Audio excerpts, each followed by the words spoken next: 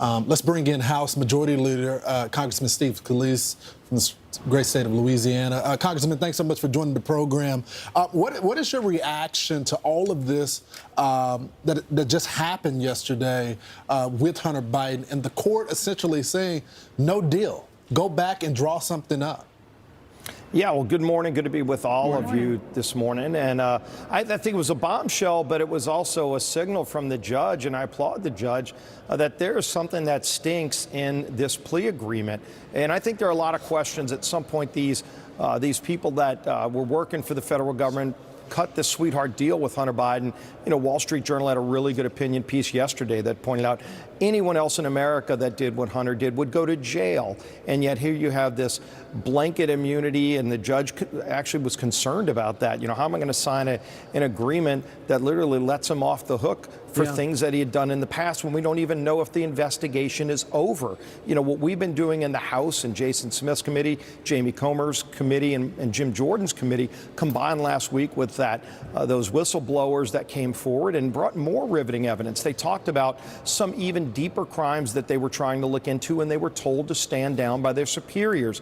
Everywhere you turn, Hunter was getting sweetheart deals, sweetheart treatment that nobody else in America would get. Now there's obviously this big question, and Jonathan Turley's raised this a lot, about whether he should have been registered as a foreign agent. Look, he's getting millions of dollars that we documented from foreign countries. Ukraine, he was getting money from Chinese companies to be an energy expert even in America, and yet wasn't registered as a foreign agent. Others have gone to jail for that.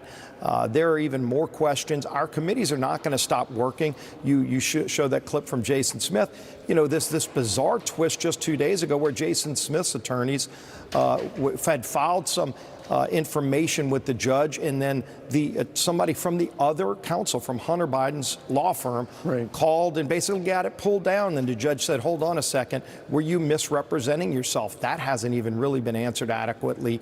A bizarre turn of events there. It just seems like over and over again, I think the judge got sick and tired of seeing all this special treatment and said, let's go back to square one. Yeah, what was your reaction to the judge finding this? Like, it sounds like she found the fine print that said he'll be granted immunity for everything going forward in the future. Tried to pull a fast one, and very surreptitiously they put this language in there, and she saw it and said, no, this is not going to fly.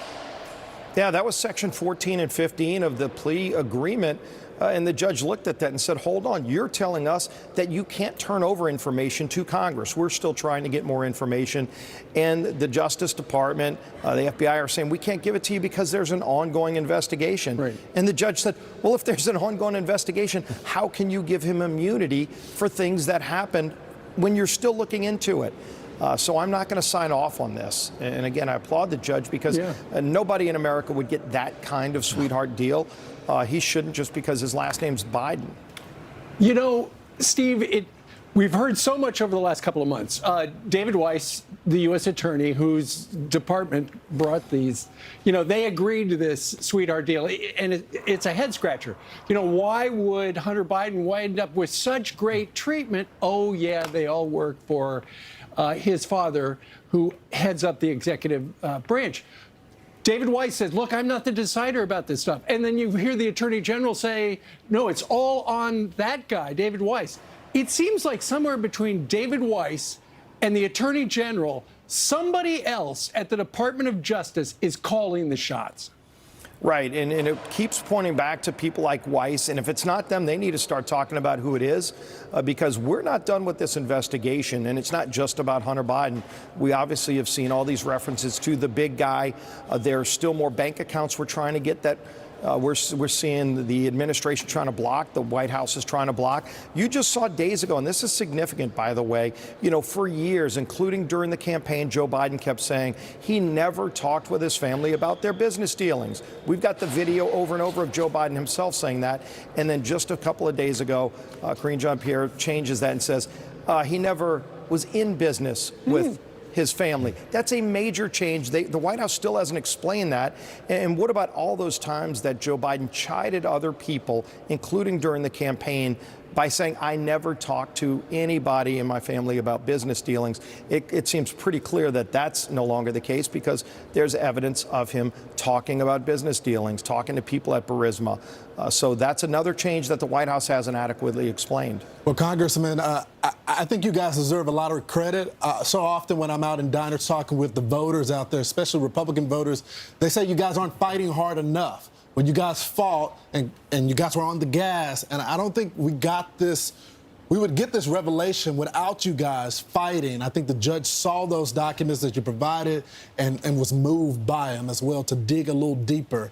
So you guys deserve some kudos. Thanks so much for joining us this morning. Well, thanks. I think we were at one of those diners in Pennsylvania, and we said then we would be digging to find the facts and get the facts to the American people. Takes time sometimes, but look at what we've done by spending the time, not trying to shortcut things, not trying to cut corners. It takes months and months. And by the way, all that time we've had the administration trying to block this. They don't want to give us this information, and yet we've gotten a lot already. We still have more to come. There's more information we're going to keep fighting to get, and the American people ultimately need to see all of this.